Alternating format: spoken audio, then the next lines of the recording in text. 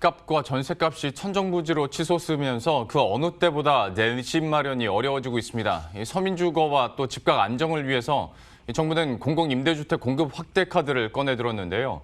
과연 살기 좋은 공공임대주택이 현실화될 수 있을지 아직까지는 시장의 우려가 많습니다. 관련한 내용은 강은혜 기자와 함께 이야기 나눠보도록 하겠습니다. 일단 지난달에 나왔었던 공공임대주택 공급 확대 방안 어떤 내용이었는지 내용부터 한번 정리를 해볼까요? 네, 일단 지난달 19일 정부가 전세 대책의 일환으로 현재 공실인 공공임대와 호텔, 빈 상가를 리모델링하고 또 다세대 주택을 매입해서 전세형 임대주택으로 향후 2년간 11만 4천 가구를 공급하겠다고 밝혔는데요. 여기에 더해서 내년부터 공공임대주택의 입주 요건을 중산층까지 확대하고 또 2025년까지 30평대의 중형 임대주택도 6만 3천 가구를 공급하겠다고 밝혔습니다. 이를 통해서 2022년에는 이 공공임대주택 200만 가구 시대를 열겠다는 게 정부의 청사진입니다. 그리고 2025년에는 240만 가구까지 달성하겠다, 이런 구체적인 내용도 이야기를 했습니다. 특히 지난주에 이 문재인 대통령이 이 LH가 건설한 공공임대주택이죠. 이 화성 동탄에 있는 행복주택 단지를 직접 방문하면서 임대주택에 대한 여론과 정치권의 관심이 집중되고 있는데요.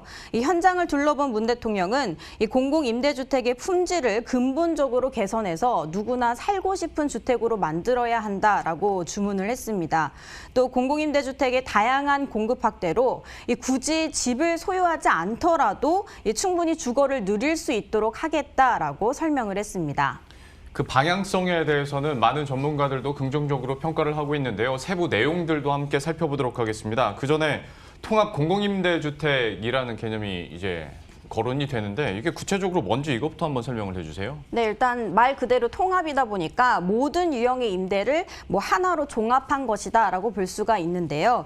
기존에는 이 행복주택과 영구임대, 또 국민임대 등 복잡하게 나눠진 건설 공공임대 종류들이 있었는데 이것을 하나로 통일한 형태가 바로 통합 공공임대다라고 보시면 될 것 같습니다. 기존에는 공공임대 입주자가 다른 평수로 이사 가는 것이 쉽지가 않았습니다. 하지만 이런 통합 공공임대가 도입이 되면 이 계약 기간 내에 만약에 그 자녀를 출산해서 가족원의 수가 늘어나게 되면 좀 더 넓은 평형대로 이사하는 것이 좀 가능해집니다. 또 임대료 할증을 통해서 이 입주 가능 면적 기준도 더 넓은 면적에 입주를 하는 것이 허용이 되는데요. 현재 그 임대주택 공급 면적은 가구원 수에 비례해서 주어집니다. 예를 들어서 처음에 신혼부부니까 2명이라고 치면 36제곱미터나 46제곱미터 주택에 입주할 수가 있는데요. 여기 입주했다가 나중에 자녀를 출산하게 되면 임대료 할증을 통해서 현재는 4인 이상의 가구만 들어갈 수 있는 84제곱미터의 주택으로 옮겨갈 수가 있는 겁니다. 예. 또 이제 거주 기간도 길어지게 되는데요. 현재는 청년은 6년, 또 자녀가 있는 신혼부부는 10년으로 이 임대주택 거주 기간이 제한이 되어 있는데 이것이 최장 30년까지 늘어나게 됩니다.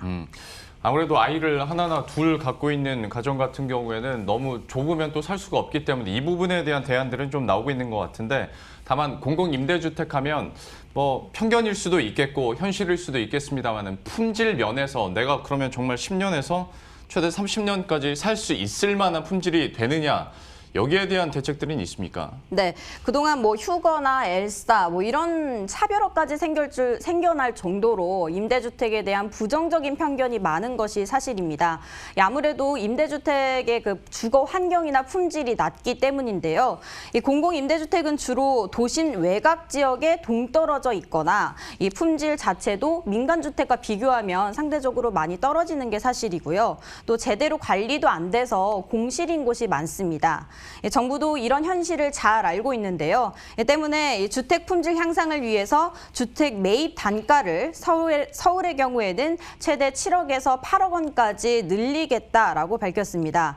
또 특화단지를 조성하거나 어린이집 같은 그 주민 편의시설도 대폭 확충하겠다고 밝혔습니다. 추가적인 예산 확대 가능성도 나오고 있는데요.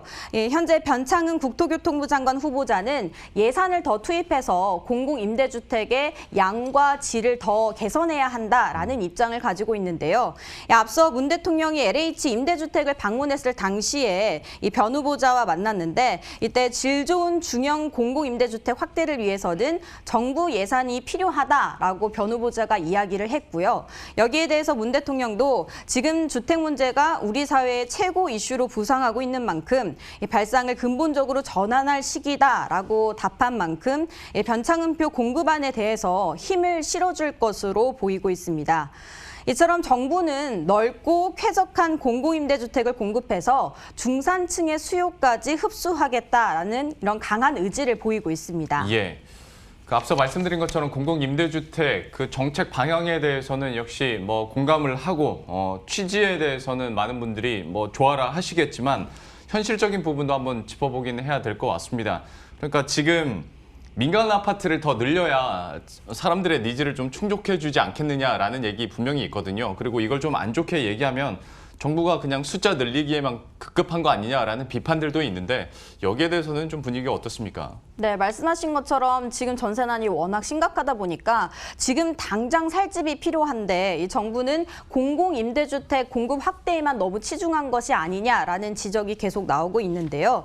또 숫자 늘리기에만 급급하고 만약에 시장의 수요를 제대로 반영하지 못한 그런 임대주택들이 계속 나온다면 결국에는 수요자들에게 외면받게 되고 또 몇 년 후에는 결국 이 우후죽순 생겨난 임대주택들이 다 공실로 남겨질 가능성이 있다라는 문제도 지적이 되고 있습니다.